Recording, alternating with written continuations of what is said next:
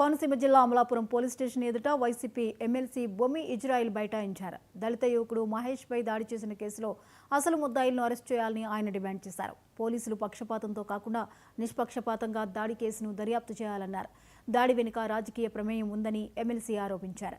Red book రాజ్యాంగం వద్దు, అంబేద్కర్ రాజ్యాంగం కావాలని వైసీపీ శ్రేణులు నినాదాలు చేశారు.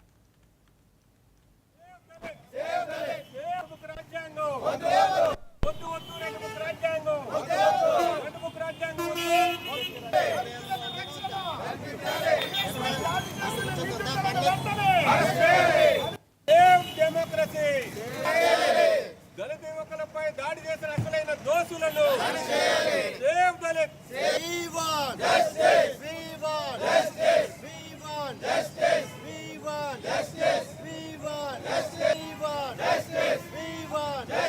పోలీసుల నిరంకుశ వైఖరి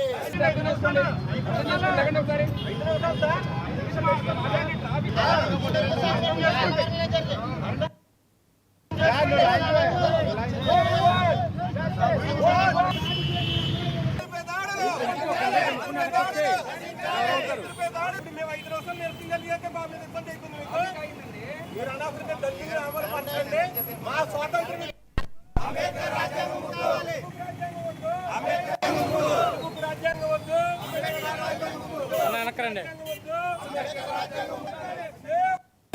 దాడి చేసిన ముద్దాయిలండి.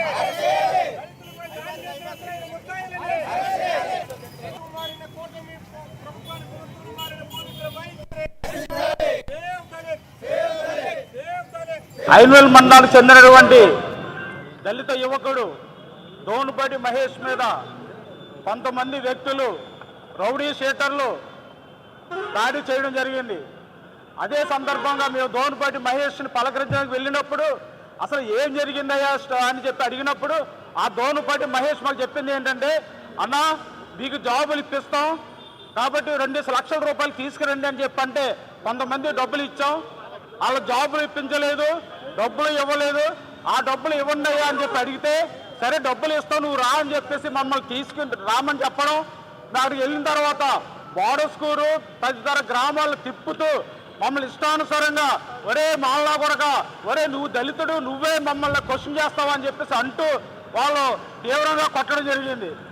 గత 10 రోజుల క్రితం అల్లవారం మండలంలో ఎస్సీ యువకుల మధ్య గొడవ జరిగితే ఆ గొడవని జస్ట్ పీస్ కమిటీ వేసి కూర్చొని మాట్లాడవలసింది పోయి పోలీసులు పీస్ కమిటీలు అటువంటిది ఏమి వేయకుండా ఒక వర్గాన్ని కొమ్ము కాస్తూ మరొక వర్గం 8 మంది యువకుల మీద అన్యాయంగా అరెస్ట్ చేసి పోలీస్ స్టేషన్ తీసుకెళ్లి చిత్రహింసలు పెట్టి వాళ్ళని రిమాండ్ పంపించడం జరిగింది. అంటే మా ఎస్సీ యువకులు రిమాండ్ పంపించేంత శ్రద్ధ మీకు ఇతర వర్గాల వారిని పంపించే శ్రద్ధ ఎందుకు లేదు మీకు అని చెప్పి సందర్భంగానే పోలీసు వారిని కూడా క్వశ్చన్ చేస్తా ఉన్నా.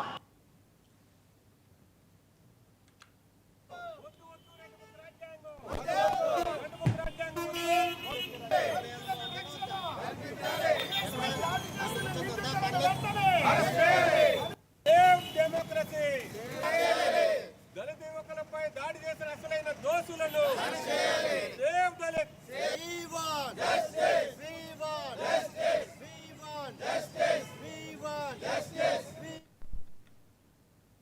విశాఖ జిల్లా చినవాల్తేరులో